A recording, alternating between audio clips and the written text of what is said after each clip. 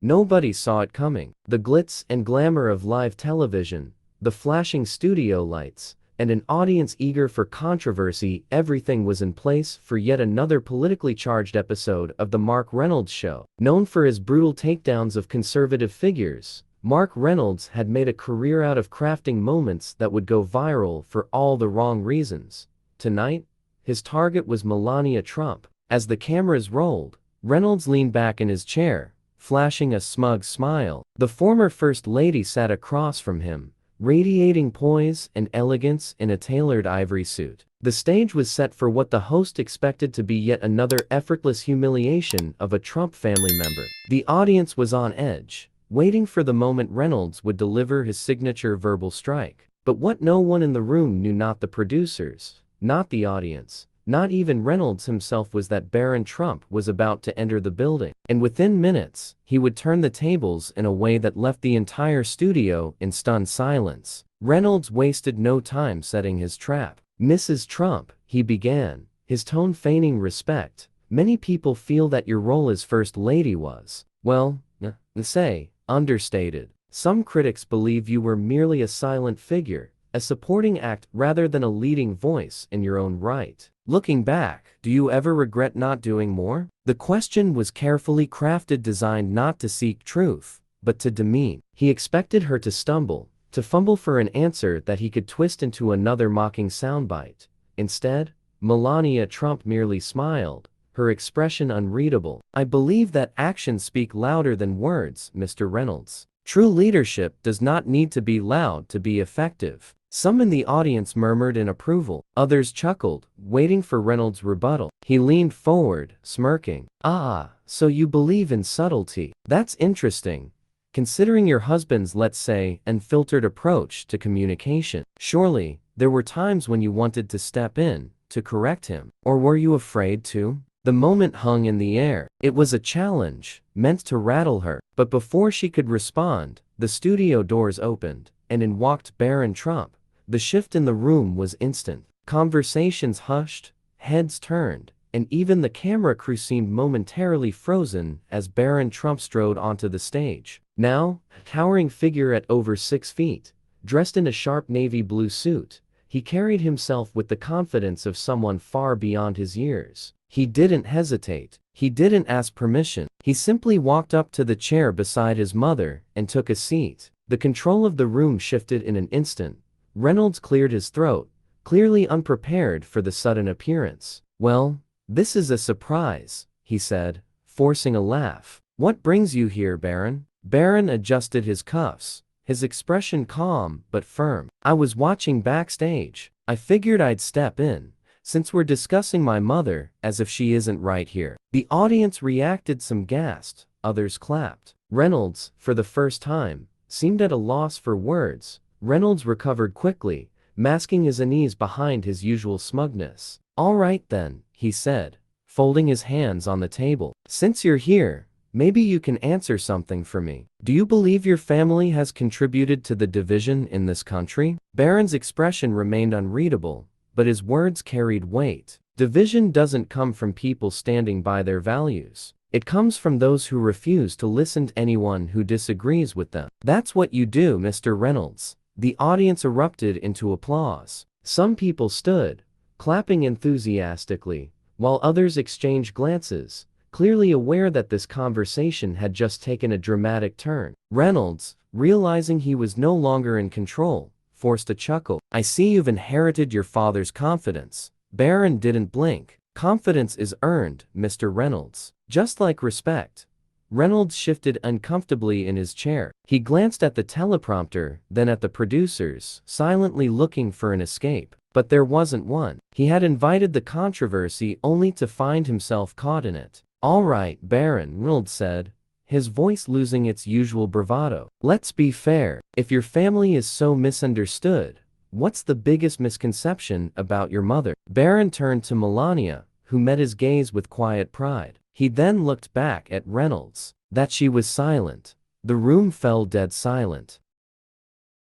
Barron continued, his voice unwavering. "People mistake grace for weakness. They assumed that because she wasn't shouting, she wasn't leading. But leadership isn't about making the most noise, it's about making the most impact. My mother didn't need to engage in theatrics. She led by example. Maybe you should try it sometime. The studio erupted in applause. Some audience members cheered, while others sat in stunned silence. Even the show's producers, who had planned for this interview to be another political spectacle, realized that something unexpected had just unfolded. Melania, still composed, placed a hand on Barron's arm. "Thank you," she said softly, her voice filled with warmth. Reynolds, visibly outmaneuvered, exhaled sharply. "Well," he muttered, forcing a laugh.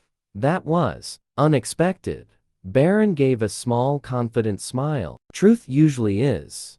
The cameras faded to black. The tension in the studio was almost suffocating. Barron Trump had only spoken a few sentences, yet his words had shifted the atmosphere completely. His calm but commanding tone had wiped the smug grin off Jake Porter's face. The audience, the crew, everyone was caught off guard by the unexpected turn of events. Jake Porter, a seasoned host known for putting people on the spot, suddenly found himself in a position he had never experienced before. He wasn't controlling the narrative anymore. Barron had taken over, not with anger, not with deflection, but with poise and undeniable confidence. For the first time that evening, Porter hesitated, but he couldn't let the silence linger for too long. He cleared his throat and forced a smirk. "All right, Barron. You defend your mother's legacy with conviction. But let's be honest, many people believe that first ladies are merely symbolic figures, lacking real influence. What impact did your mother truly have?" Barron exhaled,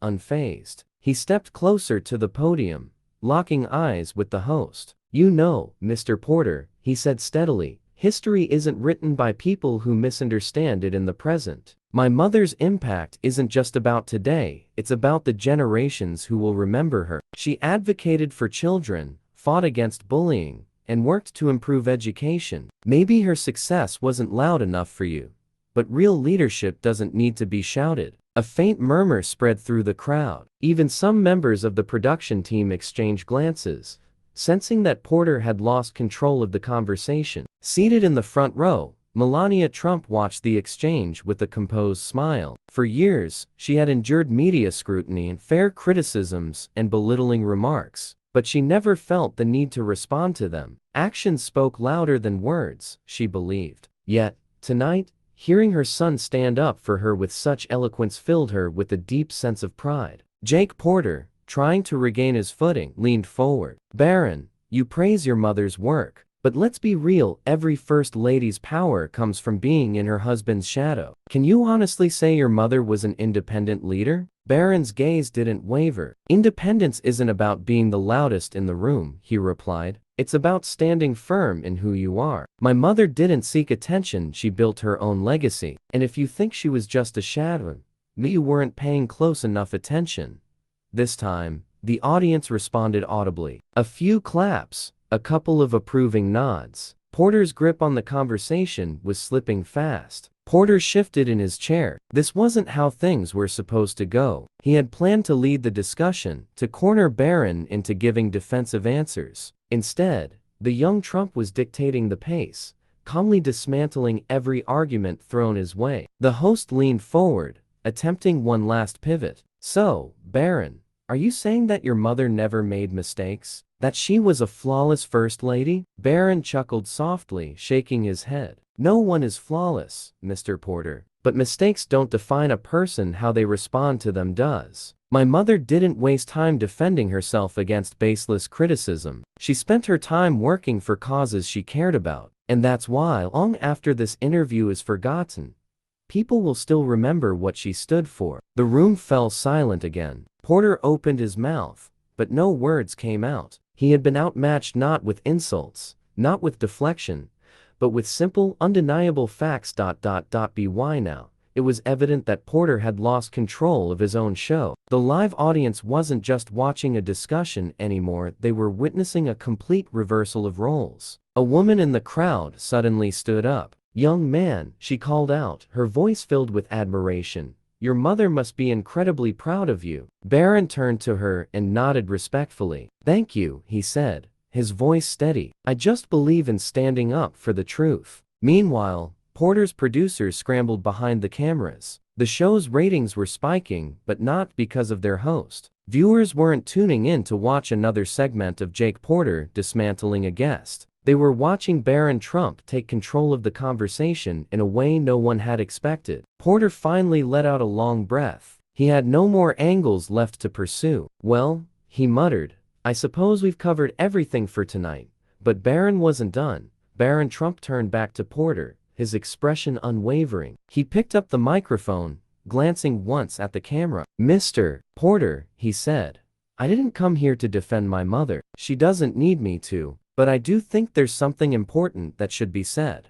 Porter swallowed hard. The entire studio was waiting. Public figures get criticized, that's part of the job. But there's a difference between questioning someone's policies and attacking their character. My mother didn't seek out the spotlight, but when she was in it, she carried herself with dignity. Maybe, instead of tearing people down, we should focus on lifting others up. Don't you think? Porter hesitated. He had no response. The silence was deafening. Then, slowly, applause started. First a few scattered claps, then a wave of cheers. The entire audience rose to their feet, giving Barron Trump a standing ovation. Porter, realizing there was nothing left to salvage, forced a tight smile. Well, he muttered, thank you for joining us, Barron. Barron simply nodded. He turned to his mother, who gently placed a hand on his shoulder. I think we're done here, he said with a small smile.